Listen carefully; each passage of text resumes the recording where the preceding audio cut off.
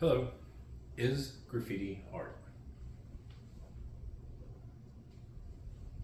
Since the beginning of time, people have used cave drawings to tell a story, to relay a message, to give warning.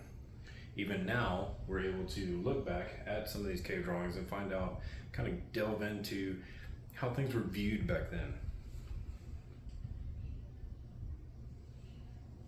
Art can be seen through several cultures, time periods, and now media. Here's an example of an online, an online app that you can create graffiti of your own in a safe space. Over time, graffiti has been seen as a nuisance. To most, it's been seen as something gangs or vandals use to mark territory, give warning of repercussions, and to show threats of violence.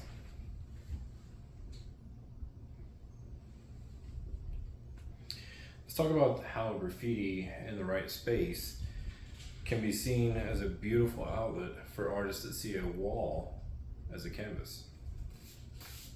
What I propose to you is there is a solution to the stigma that all graffiti is tied with negative connotations. Is this familiar? To most, no. It is by Houston artist Mark Flood, and this painting actually sold for $30,000 at an auction in New York, and he is seen as one of the very first punk artists in Houston. Now, what about this one? If you're from Houston, you should know it. This is going off of 45. It is one of the most iconic pieces coming out of Houston. It's used in murals, t-shirts, advertising. It is known all over the internet. I think I found something like 30 different images of just this, 30 different websites, sorry, of just this image. And all it cost was a can of paint. Before I go on, let me remind you, this speaks positivity. This is graffiti, and it speaks a positive message.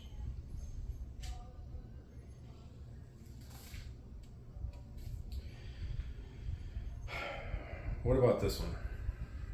Vanessa Guillen is honored all over the state of Texas through wall murals as a reminder of a tragic circumstance in which she perished.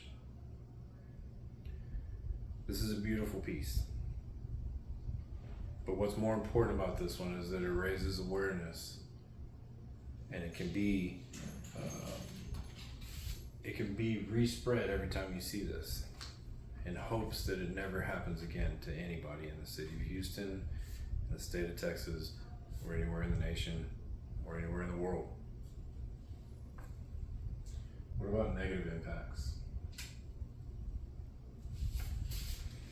This is a good message in a horrible setting. Your art is never supposed to supersede nature.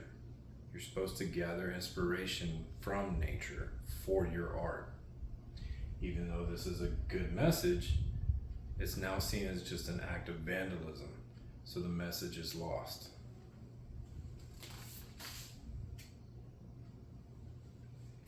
Here's a prime example, two different types of graffiti.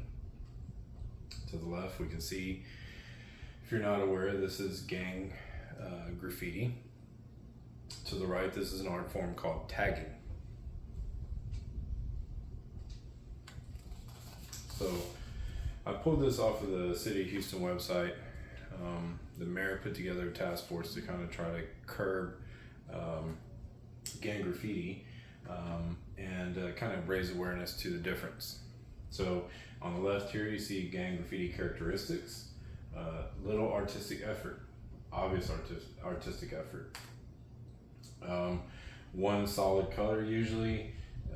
With tagging, it's multicolored and very bright.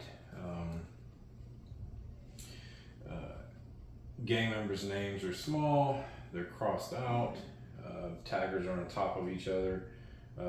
Another tagger name is prominent.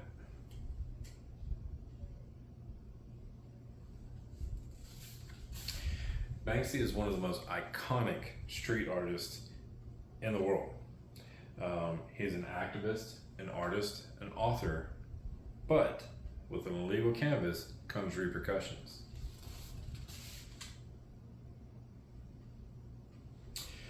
What I propose to you is a simple question. Is graffiti art? Why, if it's art, you can be arrested? Does an artist that goes to his studio, his or her studio, sit down and worry about the police coming in and arresting them for what they're doing? Not likely.